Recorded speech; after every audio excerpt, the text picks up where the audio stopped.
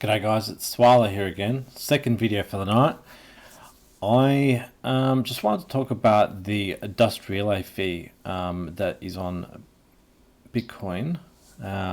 This week I got embarrassed heavily because I couldn't go out there and send one satoshi to one particular address. It was just too low on the dust total to be able to send. I didn't really want to go out there and send one satoshi to a wallet because I knew it would take far too much to dig back out again, because the fee to sweep that particular wallet would be just too great. So I'm actually quite happy that this particular rule is in play because I think it's a good idea, and we'll just leave one satoshi transactions to Lightning, and sub satoshi transactions to Lightning, because that just works just fine. But to get back to the actual topic, so apparently back in 2017 there was a dust relay fee that got changed, and there is this particular write-up here. Who's it from? Alex Marcos. Alex Morcos, sorry. And so basically this is pull request. Basically everything that is in everything that's highlighted as red has been something that's been deleted, and everything that's green is something that's been added. And so there was some minor rules which got changed to be able to prevent someone from sending too small a transaction to a particular wallet address with the knowledge that it would, as I said before, it would take too much to actually pull it out, and it also stops spam. So there was a fear back at the beginning of Bitcoin where you could go out there and send like 100,000 transactions of one satoshi to 100,000 wallet addresses and just cause absolute mayhem on the chain, and clog up the UTXO set, basically just put so many transactions on the blockchain and just waste heaps and heaps of space. And that sort of attack would also be fairly cheap for an attacker to go out there and basically just attack the network and just cause wide disruption and chaos. And so I think this is a good thing. Like I said before, leave the low transactions for Lightning in this particular case. So in regards to this dust relay fee, they're asking for a default size of 3,000 sats per kilobyte, which basically means 3 sats per byte. So that's basically, it's a low fee, but it's not the lowest. It's not 1 sat per byte fee.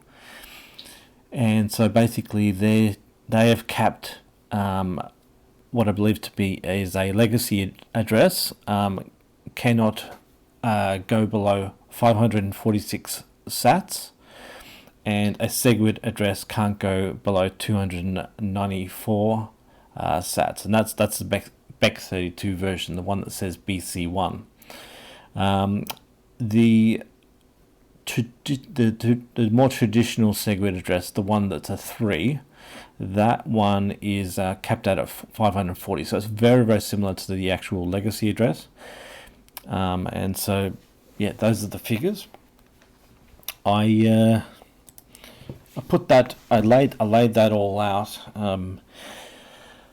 So it's a lot easier to be able to understand what's going on here. So basically, the first one here, which is a legacy address, is called a pay to pub key hash address. The derivation is 44, and it typically starts with a 1. So that's the example of what the legacy address would be. And so the traditional legacy address is capped out at 546 satoshis, no lower than that. The P2SH, which is the pay to script hash, which is what would be known as the SegWit, derivation of 49, and it typically starts with a 3. So that's the example there. That's basically capped out at 540 satoshis. And the pay to witness public key hash is the native segwit address, or the other way people call it is a Bech32 address, which is basically a derivation of 84, and it typically starts with a BC1, and that one is obviously lower because it does confine the actual the amount of space that it puts on the blockchain, and so that's capped out at 294 satoshi. So you probably can send a lower amount to a Bech32 address quite easily without it causing some problems for you. So what did I want to talk about this? So I guess this, for just summary, this is really good for stopping spam. It's not that great if you want to send a very small amount. It's sort of limiting you, but I don't see that necessarily as a bad thing. Move all your stuff to Lightning. One of the things that did start to roll on my mind was I started to think about the issuance at the end of the century. And so this halving Excel document, I made this like probably a year or two ago, but I brought it out because one of the things that made me think of was that at around about epoch 23 or 24,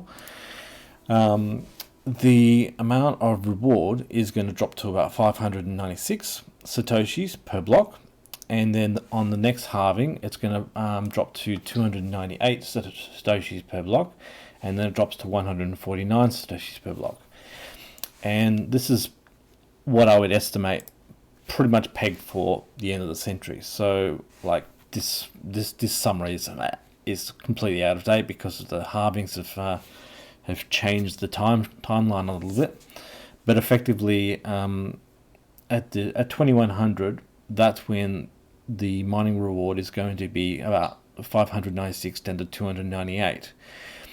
Now, what that means is that in epoch 24, when it goes to 298, you would think a block reward of something which is 298 would be unspendable according to this particular rule set. And of course, in the following epoch, when it drops down to 149, that the SegWit address would not be spendable. But I had a bit of a think about this while I was out driving, because I was starting to think, okay, this is a bit of a weird problem. Like, it's going to go down to 1 satoshi per block and 2 satoshi per block. So this is going to be how you're going to be able to spend that if we've got this dust relay limit sort of in control. And I thought that in most cases, a block template will usually they will compile all of the fees from all of the transactions in the actual block, and it will put it straight into the actual Coinbase reward. So when it comes to the end of the century, you're not necessarily going to get a Coinbase reward of 596 satoshis, not unless you actually mine an empty block with one transaction. So even if you had like 2 transactions in there, and let's say the fees are 3,000 satoshis or something like that, you do already go above that dust relay limit, and so you've got 3,000 satoshis to be able to move, and so you're not going to have a problem. So long as at the end of the century, if there is that constant set of fees, this dust relay limit is not going to lock up any of the rewards. Now, I would imagine that if you did mine an empty block in the turn of the century, you probably can still go out there and pull it out by just simply spending a transaction to be able to pull it out. So you would need to destroy a UTXO and take fees out of that to be able to pull that Coinbase reward out. It might not be worth it at that stage, but I think that in terms of a Coinbase reward, I think the Coinbase reward will always be paid. It won't be, the Coinbase reward won't be restricted by the 546 rate, because the Coinbase reward is simply in the code as the Coinbase reward. It's just about moving it on. So you will have to go out there and spend more with your other UTXO to be able to forward that on. So what I thought may have been a big problem might actually be not a problem at all, so long as there is still fees in the turn of the century. So that's the rundown on the relay fee. Didn't know it was in there. I think everyone in Bitcoin should know that it's in there and what it's there for. And so that's basically the rundown of this whole video. So I hope you learned something today. I certainly learned something this week, and I got egg on the face, but still, just man it up and just move on. Learn something every day. All right, good night.